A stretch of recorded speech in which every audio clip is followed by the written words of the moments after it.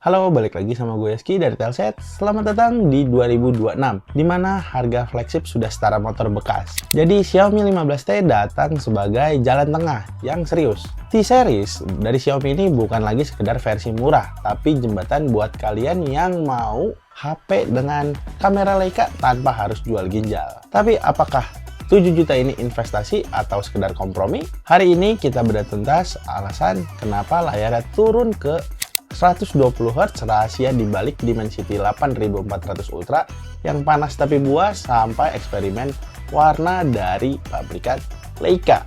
Ini adalah review paling jujur yang akan kalian tonton mengenai Xiaomi 15T.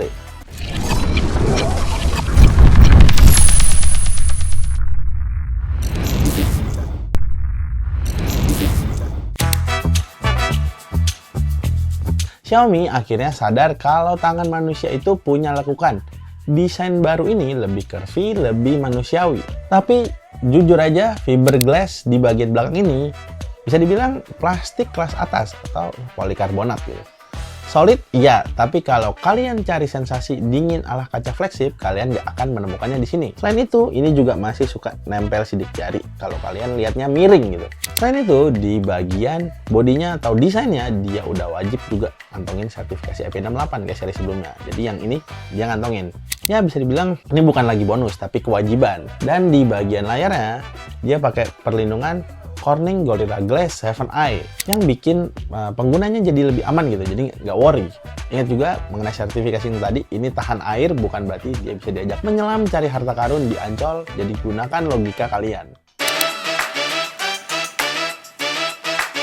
Sekarang mari kita bahas gajah di ruangan ini. Kenapa turun ke 120 Hz? Secara teknis, mata manusia sulit membedakan 144 Hz dan 120 Hz di penggunaan harian. Tampaknya Xiaomi lebih fokus ke stabilitas baterai. Hasilnya animasi tetap mulus tapi tanpa menguras daya secara brutal. Layarnya pakai panel AMOLED dengan ukuran 6,83 inci yang kecerahannya bisa dibilang cukup oke buat dibawa terik matahari. Kalian tetap bisa lihat kesan dari mantan dengan sangat jelas. Terus juga dia punya fitur Dolby Vision yang bikin nonton film di Netflix makin kerasa lebih personal. Bezelnya juga makin tipis, buat desain layarnya terasa makin modern. Meskipun yang tadi gue bilang refresh rate-nya turun ke 120 Hz. Kita lanjut ke bagian performa.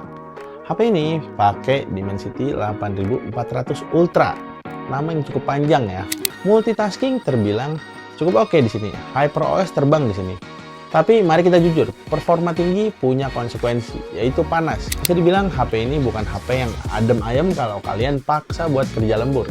Selain itu, di brandingannya juga memang bukan gaming. Dia ini adalah HP yang fotografi sentris. Tapi buat main game berat kayak Genshin Impact, dia bisa dipakai. Walaupun setelah 40 menit, tangan kalian bakal mulai ngerasain panasnya kompetisi.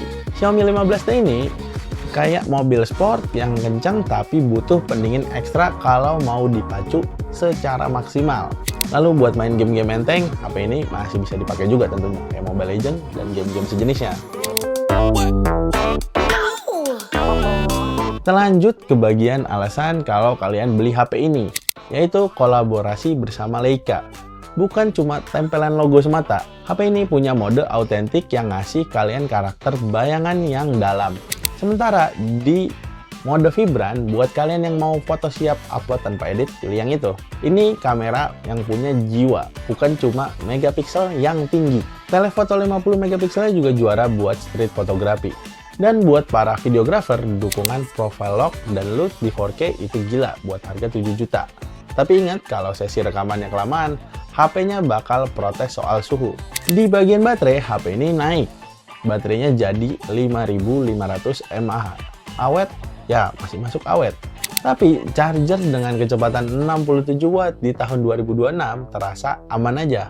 Bukan yang paling cepat. Setidaknya adaptornya masih ada di kotak pembelian. Terima kasih Xiaomi karena tidak ikut-ikutan tren pelit kotak sebelah. Buat sistem operasinya dia pakai HyperOS. Makin dewasa, fitur AI-nya bukan sekedar pajangan aja. Shortcut to search terasa memudahkan hidup, tapi ya bloatware masih ada sedikit. Butuh 5 menit buat bersih-bersih saat pertama kali beli. Kesimpulannya, Xiaomi 15T adalah paket mid-range paling serius untuk kalian pecinta fotografi. Dia punya kekurangan di manajemen panas akan material body. Tapi kelebihannya di layar dan kamera Leica yang sangat sulit dikalahkan. So, kalau budget kalian ada di 7 jutaan, ponsel ini bisa relevan untuk kalian, terutama yang cari HP untuk fotografi. Terus juga, kalau HP ini adalah gadget incaran kalian, langsung cek keranjang di bawah ya. Segitu aja mengenai review Xiaomi 15T. Jangan lupa like, comment, dan subscribe. Gue Eski dari Telset. Bye!